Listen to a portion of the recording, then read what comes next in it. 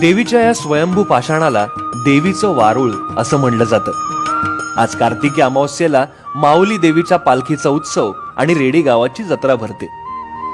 जत्रेनिमित्त सकाळीच गाभारा पूर्ण शुद्ध करून देवीची खास पूजा केली जाते। देवीच्या वारुळाला म्हणजेच पाषाणाला हार चढवला जातो आणि पूजा पूर्ण होते। पण जत्रेच्या दिवशी इथे या वारुळाची पूजा केली जात नाही। आज पूजेचा मान असतो इथल्या चांदीच्या उत्सव मूर्तीचा। गाभाऱ्यातल्या वारुळाला संपूर्णपणे झाकलं जातं।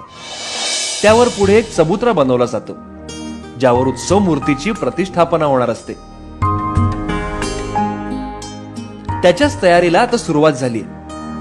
देवीच्या आसनापासून सगळ्या गोष्टी इथे चांदीच्या आहेत आणि सोन्याची आभूषणही बनवून घेतलेले आहेत।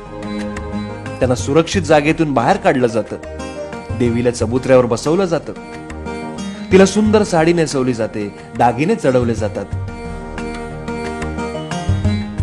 आणि अशा प्रकारे देवीची मूर्ती आजच्या उत्सवासाठी सज्ज होते।